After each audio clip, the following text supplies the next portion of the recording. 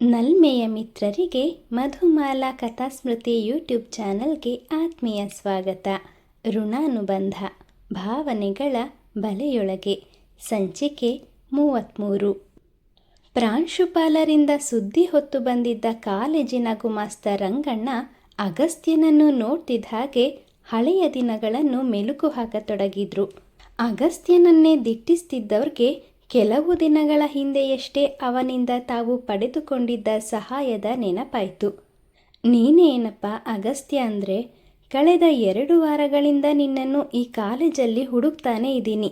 ನೀನು ಅವತ್ತು ನನಗೆ ಉಪಕಾರ ಮಾಡಿರಲಿಲ್ಲ ಅಂದಿದ್ರೆ ನಾನು ನನ್ನ ಕೆಲಸನೇ ಕಳ್ಕೊಳ್ತಿದ್ದೆ.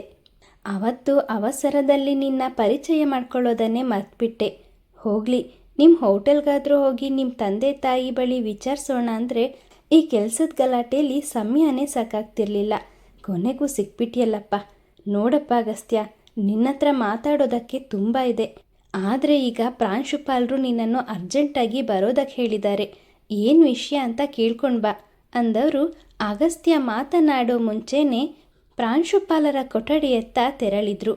ತರಗತಿಯ ಗೋಡೆ ಮೇಲೆ ಅಂಟಿಸಿದ್ದ ಫಲಕದ ವಿಷಯವಾಗಿ ದೂರು ನೀಡೋದಕ್ಕೆ ಅಂತ ತಾವೇ ಪ್ರಾಂಶುಪಾಲರ ಕೊಠಡಿಗೆ ಹೊರಡೋ ಮುಂಚೆನೇ ಅವರೇ ತನ್ನನ್ನು ಬರ ಹೇಳಿರೋದು ಅಗಸ್ತ್ಯ ಹಾಗೂ ಉಜ್ವಲಾಳ ಮನದಲ್ಲಿ ಕಾಣದ ಆತಂಕವನ್ನು ಸೃಷ್ಟಿಸಿತ್ತು. ಮನದಲ್ಲಿ ಎಷ್ಟೆಲ್ಲ ಪ್ರಶ್ನೆಗಳು ಸುಳಿದಾಡ್ತಿದ್ರೂ ಯಾವುದಕ್ಕೂ ಉತ್ತರ ಇರಲಿಲ್ಲ. ಉಜ್ವಲ, ಪ್ರಿನ್ಸಿಪಾಲ್ ನನ್ನನ್ನು ಬರೋಕ್ಕೆ ಹೇಳಿದ್ದಾರೆ. ಹಾಗಾಗಿ ನಾನೊಬ್ಬನೇ ಹೋಗಿ ವಿಷಯ ಏನು ಅಂತ ಕೇಳ್ಕೊಂಡು ಬರ್ತೀನಿ. ನೀನೇನು ಬರೋದು ಬೇಡ ಅಂದ ಅಗಸ್ತ್ಯನ ಮಾತನ್ನು ಒಪ್ಪದವಳು, ಅಗಸ್ತ್ಯ, ನನಗೆ ಸ್ಟ್ರಾಂಗಾಗಿ ಫೀಲ್ ಆಗ್ತಿದೆ. 100% ಈ ವಿಷಯದ ಬಗ್ಗೆನೇ ಮಾತನಾಡೋದಕ್ಕೆ ಪ್ರಿನ್ಸಿಪಲ್ ಸರ್ ನಿನ್ನನ್ನು ಕರೆಸಿರೋದು. ಏನೂ ಆಗೋದಿಲ್ಲ, ನಡಿ, ನಾನು ನಿನ್ನ ಜೊತೆ ಬರ್ತೀನಿ ಅಂತ ಅವನ ಕೈ ಹಿಡಿದು ಪ್ರಾಂಶುಪಾಲರ ಕೊಠಡಿಯತ್ತ ತೆರಳಿದ್ಲು. ಪ್ರಾಂಶುಪಾಲರ ಕೊಠಡಿ ಬಳಿ ಬಂದು, ಎಕ್ಸ್ಕ್ಯೂಸ್ ಮಿ ಸರ್, ನಾವು ಒಳಗೆ ಬರ್ಬೋದಾ? ಅಗಸ್ತ್ಯ ಹಾಗೂ ಉಜ್ವಲ ತಮ್ಮ ತಲೆ ಎತ್ತಿ ನೋಡಿದ್ರು. ಅದಾಗಲೇ ಕೊಠಡಿಯಲ್ಲಿ ಹಾಜರಿದ್ದ ಐಶ್ವರ್ಯಾಳನ್ನು ಕಂಡು ಒಮ್ಮೆಲೆ ಅವರ ಮುಖದ ಭಾವನೆಯೇ ಬದಲಾಯಿತು. ಕ್ಯೂಟ್, ಇವಳು ಇಲ್ಲೇನು ಮಾಡ್ತಿದ್ದಾಳೆ? ನಮ್ಮ ಹಾಗೆ ಪ್ರಿನ್ಸಿಪಲ್ ಹತ್ರ ಕಂಪ್ಲೇಂಟ್ ಮಾಡೋದಕ್ಕೇನಾದರೂ ಬಂದಿರ್ಬೋದಾ? ಯಾರ ಮೇಲೆ ಕಂಪ್ಲೇಂಟ್ ಕೊಡೋದಕ್ಕಂತ ಬಂದಿರ್ಬೋದು? ಅಗಸ್ತ್ಯ ಅನುಮಾನದಿಂದ ಐಶ್ವರ್ಯಾಳನ್ನೇ ನೋಡ್ತಾ ಉಜ್ವಲಾಳ ಕಿವಿಯಲ್ಲಿ ಪಿಸುಗುಟ್ಟಿದ್ದ. ನನಗೇನು ಗೊತ್ತು? ನಿನಗೆ ಎಷ್ಟು ಗೊತ್ತು ನನಗೂ ಅಷ್ಟೇ ಗೊತ್ತಿರೋದು. ಒಳಗೆ ಹೋದ್ಮೇಲೆ ಎಲ್ಲ ವಿಷಯ ಗೊತ್ತಾಗತ್ತೆ. ಉಜ್ವಲ ಅಸಹನೆಯಿಂದ ಅವನ ಕಿವಿಯಲ್ಲಿ ಉಸುರಿದ್ಲು. ಬಾಗಿಲ ಬಳಿಯಲ್ಲಿಯೇ ನಿಂತು ಪಿಸುಗುಡುತ್ತಿದ್ದ ಅವರಿಬ್ಬರನ್ನು ಕಂಡ ಪ್ರಾಂಶುಪಾಲ ಕೃಷ್ಣೇಗೌಡರು ಕೋಪದ ಕಣ್ಣುಗಳಿಂದ ಅವರನ್ನೇ ದಿಟ್ಟಿಸಿದ್ರು. What is this? ಇದನ್ನೇನು ನಿಮ್ಮ ಮನೆ ಅಂದ್ಕೊಂಡಿದ್ದೀರಾ? ಡಿಸಿಪ್ಲಿನ್ ಮೇಂಟೈನ್ ಮಾಡಿ. ಏನಿದು ಗುಸುಗುಸು? ಉಜ್ವಲ, ನಿನ್ನನ್ನೇನು ನಾನು ಬರೋದಕ್ಕೆ ಹೇಳಿಲ್ವಲ್ಲ? Then why are you coming ಅಂದವರು ಅವಳು ಉತ್ತರಿಸೋ ಮುನ್ನನೇ, ಬನ್ನಿ ಬನ್ನಿ, ಆಗಲೇ ಕ್ಲಾಸಸ್ ಎಲ್ಲ ಸ್ಟಾರ್ಟ್ ಆಗಿದೆ, ಈಗ ಪುರಾಣ ಹೊಡೆಯೋಕ್ಕೆ ಟೈಮ್ ಇಲ್ಲ ಅಂತ ಗದರ್ದಾಗ ಅವರಿಬ್ಬರು ಭಯದಲ್ಲೇ ಒಳನಡಿದ್ರು. ಶಾಂತ ಸ್ವಭಾವದವರಾದ ಪ್ರಾಂಶುಪಾಲ್ ಕೃಷ್ಣೇಗೌಡರು ಇವತ್ತು ಏಕಾಏಕಿ ಗದರುತ್ತಿರೋ ಹಿಂದಿನ ಕಾರಣ ತಿಳಿದೆ ಅಗಸ್ತ್ಯ ಭಯದಲ್ಲಿ ತನ್ನ ಹಣೆ ಮೇಲೆ ಮೂಡಿದ್ದ ಬೆವರ ಹನಿಗಳನ್ನು ಒರೆಸ್ಕೊಳ್ತಾ, ಸರ್, ಅದು ನಾವೇ ನಿಮ್ಮ ಹತ್ರ ಬರಬೇಕು ಅಂದ್ಕೊಂಡಿದ್ವಿ, ನೀವೇ ಅಂತ ಏನನ್ನೋ ಹೇಳುವವನಿದ್ದ ಮಾತುಗಳನ್ನು ಅರ್ಧದಲ್ಲೇ ತಡೆದ ಪ್ರಾಂಶುಪಾಲರು, ಅಗಸ್ತ್ಯ ಆ್ಯಂಡ್ ಉಜ್ವಲ, ನಿಮ್ಮಿಬ್ಬರ ಬಗ್ಗೆ ಕಾಲೇಜಲ್ಲಿ ಒಳ್ಳೆ ಹೆಸರಿದೆ. ಓದೋದ್ರಿಂದ ಹಿಡಿದು ಪ್ರತಿಯೊಂದು ಕಲ್ಚರಲ್ ಸ್ಪೋರ್ಟ್ಸ್ಗಳಲ್ಲೂ ನಿಮ್ಮಿಬ್ಬರದ್ದೇ ಮೇಲ್ಗೈ. ನಿಮ್ಮನ್ನು ನಮ್ಮ ಕಾಲೇಜ್ನ ಸ್ಟೂಡೆಂಟ್ಸ್ ಅಂತ ಹೇಳ್ಕೊಳ್ಳೋದಕ್ಕೆ ನನಗೆ ತುಂಬ ಹೆಮ್ಮೆ ಆಗ್ತಿತ್ತು. ಆದರೆ ಅಗಸ್ತ್ಯ, ನೀನಿವತ್ತು ಮಾಡಿರೋ ಒಂದೇ ಒಂದು ಕೆಲಸದಿಂದ ಕಾಲೇಜಿನ ರೆಪ್ಯುಟೇಷನ್ ಹಾಳಾಗೋ ಹಂತಕ್ಕೆ ಬಂದು ತಲುಪಿದೆ. ನೀವೇನು ಕಾಲೇಜಿಗೆ ಓದೋದಕ್ಕೆ ಬರ್ತೀರಾ ಅಥವಾ ಲವ್ ಮಾಡೋಕ್ಕೆ ಬರ್ತೀರಾ? ಲವ್ ಗಿವ್ ಮಾಡೋದಿದ್ರೆ ಕಾಲೇಜಿಗೆ ಯಾಕೆ ಬರ್ತೀರಾ? ಕಾಲೇಜಿನ ಪಕ್ಕದಲ್ಲಿರೋ ಪಾರ್ಕಿಗೆ ಹೋಗಿ ಕೂತ್ಕೊಳ್ಳಿ. ಅಲ್ಲಿ ನಿಮ್ಮನ್ನು ಹೇಳೋರು ಕೇಳೋರು ಯಾರೂ ಇರೋದಿಲ್ಲ.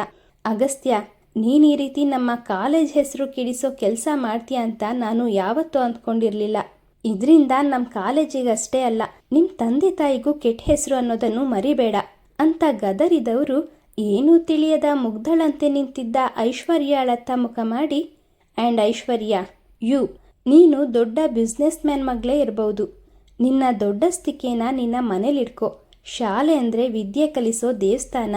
ಇಲ್ಲಿ ಹೀಗೆಲ್ಲ ನಡ್ಕೊಳ್ಳೋದು ಸರಿ ಇರೋದಿಲ್ಲ ಅಂದವರ ಕಣ್ಣುಗಳು ಅವರ ಮುಂದಿದ್ದ ಮೇಜಿನತ್ತ ಹರಿತು.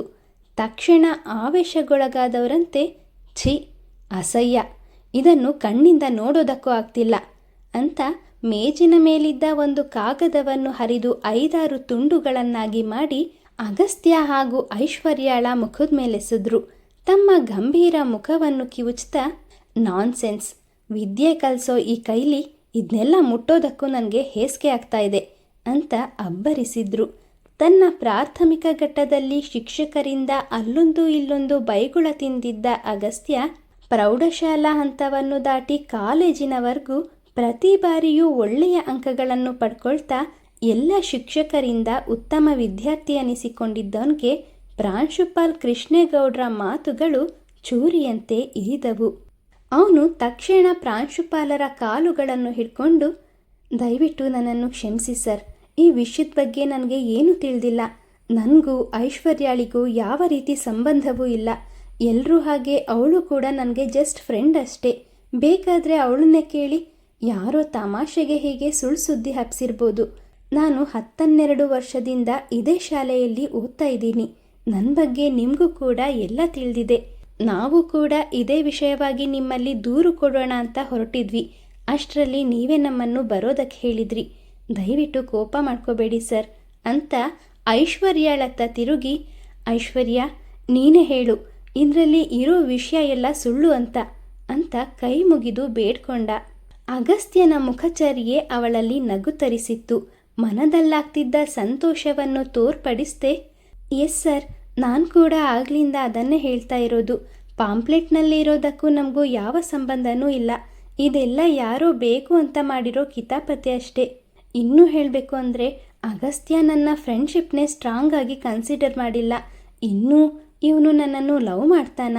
ನನ್ನ ತಂದೆ ದೊಡ್ಡ ಬಿಸ್ನೆಸ್ ಮ್ಯಾನ್ ಆಗಿರ್ಬೋದು, ಆದರೆ ನಾನು ಚೆನ್ನಾಗಿ ಓದಿ ಅವರಂತೆ ದೊಡ್ಡ ಬಿಸ್ನೆಸ್ ವುಮೆನ್ ಆಗಬೇಕು ಅಂದ್ಕೊಂಡಿದ್ದೀನಿ. ಇದರಲ್ಲಿ ನಂದೇನೂ ತಪ್ಪಿಲ್ಲ ಅಂತ ಬೇಡಿಕೊಳ್ಳುವಂತೆ ನಟಿಸಿದ್ಲು. ಅವಳನ್ನೇ ಗಮನಿಸ್ತಿದ್ದ ಉಜ್ವಲಾಳಿಗೆ ಅವಳದ್ದು ಕೇವಲ ನಟನೆ ಅನ್ನೋದು ಸ್ಪಷ್ಟವಾಗಿ ಅರಿವಾಗ್ತಿತ್ತು. ಅವರಿಬ್ಬರ ಮಾತುಗಳನ್ನು ಕೇಳ್ತಿದ್ದ ಹಾಗೆ ಪ್ರಾಂಶುಪಾಲ್ ಕೃಷ್ಣೇಗೌಡ್ರು, ಅಗಸ್ತ್ಯ, ನಿನ್ನ ಮೇಲೆ ನನಗೆ ತುಂಬ ನಂಬಿಕೆ ಇದೆ. ಹಾಗಾಗಿ ನಿಮ್ಮ ಪೇರೆಂಟ್ಸ್ನ ಕರೆಸ್ದೆ ನಾನೇ ನಿಮಗೆ ವಾರ್ನ್ ಮಾಡ್ತಿದ್ದೀನಿ. ನೀವಿಬ್ಬರೇ ಹೇಳಿಬಿಟ್ರಲ್ಲ, ನಿಮ್ಮಿಬ್ಬರ ಮಧ್ಯೆ ಫ್ರೆಂಡ್ಶಿಪ್ ಬಿಟ್ಟು ಬೇರೆ ಏನೂ ಇಲ್ಲ ಅಂತ. ನಾನು ನಿಮ್ಮ ಮಾತನ್ನು ನಂಬ್ತೀನಿ. ಇದನ್ನಿನ್ನೂ ಡ್ರಾಗ್ ಮಾಡೋದು ಬೇಡ.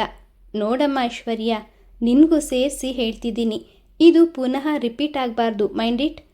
ಹೋಗಿ, ಆಗಲೇ ಕ್ಲಾಸಸ್ ಎಲ್ಲ ಸ್ಟಾರ್ಟ್ ಆಗಿದೆ ಅಂತ ಮತ್ತೊಮ್ಮೆ ಅಗಸ್ತ್ಯನ ಮುಖ ನೋಡ್ತಾ, ಅಗಸ್ತ್ಯ, ಈ ವಯಸ್ಸಲ್ಲಿ ಓದೋದು ಬಿಟ್ಟು ಬೇರೆ ಕಡೆ ಗಮನ ಹರಿಸಿ ನಿನ್ನ ಜೀವನವನ್ನು ನೀನೇ ಹಾಳು ಮಾಡ್ಕೋಬೇಡ. This is precious time to reach your ಗೋಲ್.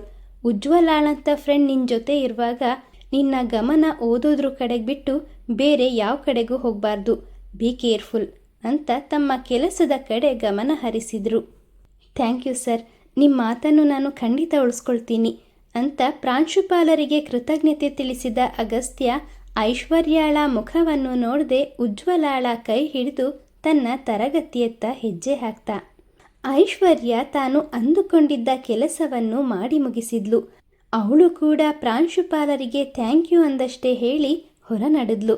ಹೊರ ಬಂದವಳೆ, ಓ ಗಾಡ್, ಎಲ್ಲ ನಾನು ಅಂದ್ಕೊಂಡಂತೆ ಆಯಿತು. ಲಾಸ್ಟಲ್ಲಿ ಆ ಬೋರ್ಡ ಪ್ರಿನ್ಸಿಪಾಲ್ ಏನು ಹೇಳ್ದ? ಉಜ್ವಲಾಳಂತ ಒಳ್ಳೆ ಫ್ರೆಂಡ್ ಅಂತೆ, ಅವಳೊಬ್ಬಳೇ ಅವನಿಗೆ ಒಳ್ಳೆ ಫ್ರೆಂಡಾ?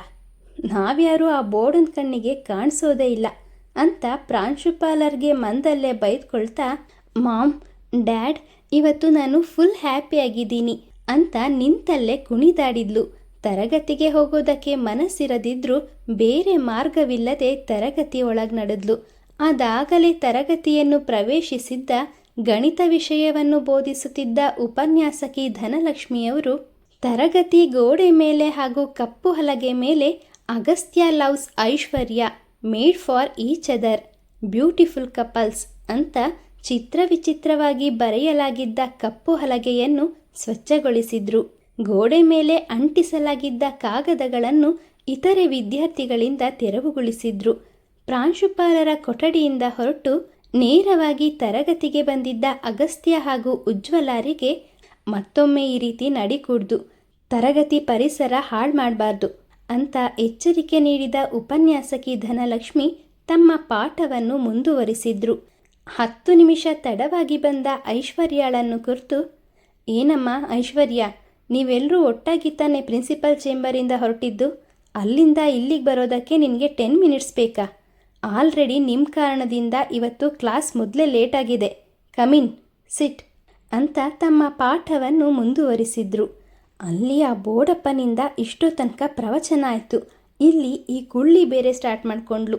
ಐಶ್ವರ್ಯ ಮನದಲ್ಲೇ ಉಪನ್ಯಾಸಕರಿಗೆ ಬೈಕೊಳ್ತಾ ತನ್ನ ಸ್ನೇಹಿತೆ ಸೌಂದರ್ಯಾಳ ಬಳಿ ಬಂದು ಕುಳಿತುಕೊಂಡವಳು ಅರ್ಥವಾಗದ ಪಾಠವನ್ನು ಕೇಳ್ತಾ ಕೆಲವು ಸಮಯಗಳ ಹಿಂದಷ್ಟೇ ಪ್ರಾಂಶುಪಾಲರ ಕೊಠಡಿಲಿ ನಡೆದ ಘಟನೆಗಳನ್ನು ಮೆಲುಕು ಹಾಕ್ತಾ ಮನದಲ್ಲೇ ಸಂತೋಷಪಟ್ಲು.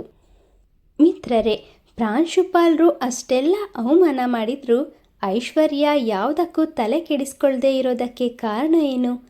ಇದೆಲ್ಲದರ ಹಿಂದೆ ಅವಳದ್ದೇ ಕೈವಾಡ ಇರಬಹುದೇ? ಅಗಸ್ತ್ಯ ಹಾಗೂ ಉಜ್ವಲಾಳಿಗೆ ಸತ್ಯಾಂಶ ತಿಳಿಯುತ್ತಾ? ತಿಳಿದ್ರೆ ಅವ್ರ ಮುಂದಿನ ನಡೆ ಏನಿರ್ಬೋದು? ನಿರೀಕ್ಷಿಸಿ ಮುಂದಿನ ಸಂಚಿಕೆಯಲ್ಲಿ. ಕತೆ ಬಗ್ಗೆ ನಿಮ್ಮ ಅನಿಸಿಕೆ ಅಭಿಪ್ರಾಯಗಳನ್ನು ದಯವಿಟ್ಟು ಕಮೆಂಟ್ನ ಮೂಲಕ ತಿಳಿಸಿ. ಹಾಗೆ ನೀವಿನ್ನೂ ನಮ್ಮ ಚಾನಲನ್ನು ಸಬ್ಸ್ಕ್ರೈಬ್ ಮಾಡಿಕೊಳ್ಳದೆ ಕತೆ ಕೇಳ್ತಾ ಇದ್ದೀರಾ ಅಂದರೆ ದಯವಿಟ್ಟು ಚಾನಲನ್ನು ಸಬ್ಸ್ಕ್ರೈಬ್ ಮಾಡಿಕೊಳ್ಳಿ. ಮುಂದಿನ ಸಂಚಿಕೆಯಲ್ಲಿ ಮತ್ತೆ ಸಿಗೋಣ. ಧನ್ಯವಾದಗಳು.